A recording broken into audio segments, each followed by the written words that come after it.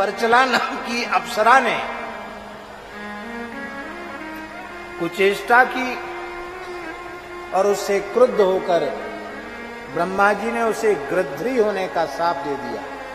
तू गृध्री होकर, गृध्री जानते ना, गीध योनि में, गृध्र की योनि में तू गीधनी बन करके पैदा हुआ, तेरी नजर अच्छी नहीं है। वह रोने लगी, बोले महाराज आपने हमको गीधनी होने का शाप दे दिया, गृध्री होने का शाप दे दिया, मेरा उद्धार कैसे होगा? बोले चक्रवर्ती महाराज दशरथ पुत्रेष्टि यज्ञ करेंगे और जब अग्निदेव चरु लेकर के प्रकट होंगे और वो चरु महाराज दशरथ, महारानी कौशल्या, केकई, सुमित्रा तीनों माताओं को बांट देंगे। उस समय तू केकई के भाग का कुछ अंश लेकर उड़ जाएगी और उस पवित्र ब्रह्म रूप हवि के स्पर्श से और तू शाप से मुक्त होकर पुनः सुवर्चला नाम की अप्सरा के रूप में ब्रह्मलोक में निवास प्राप्त करेगी। केकई के हाथ में जैसे हुए दिव्य पायस आया, खीर आई और वो खाने का विचार कर ही रही थी, उसी समय ये गृध्री आई और झपट करके ले गई।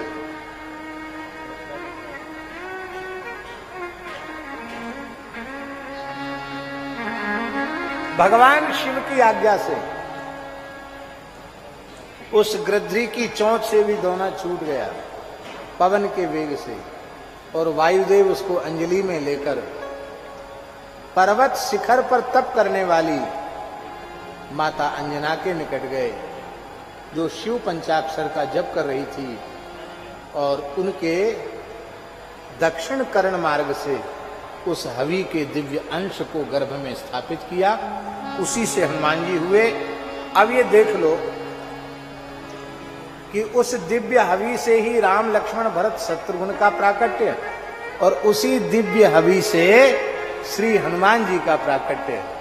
इस नाते से देखा जाए तो राम जी 4 भाई न होकर 5 भाई। बोलो भक्त वत्सल भगवान की जय। पायस संबंध से भाई हुए कि नहीं हुए?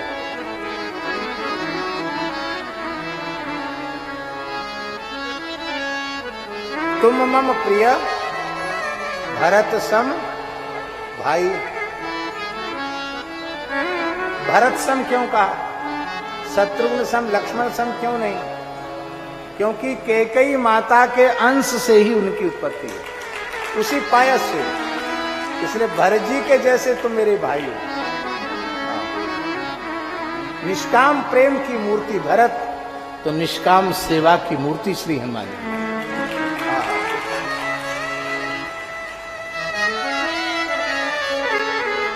सेवक को स्वामी की समता करने वाला नहीं होना चाहिए। सेवक स्वामी निराकार में है तो सेवक निराकार में आएगा तो स्वामी की समता हो जाएगी। इसलिए निराकार में ना आकर वो बानराकार में आए।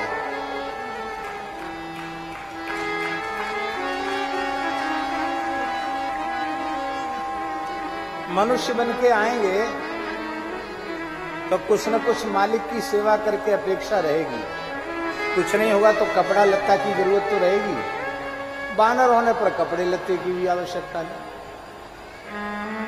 ये तो हनुमान जी भले ही दिव्य आभूषण वस्त्र आदि से सुसज्जित रहते हैं, पर उनको आवश्यकता उसकी नहीं, बानर है। और रोटी की भी जरूरत नहीं है, कंदमूल फल खाकर निर्वाह कर लेते हैं।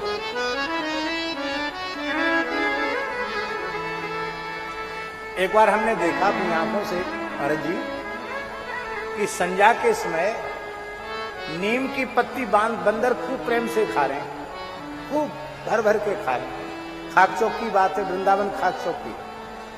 हमने महाराज जी से पूछा, महाराज जी बंदर इनको कड़वी नहीं लगती पत्ती? बोले राम जी ने इनको आशीर्वाद दिया है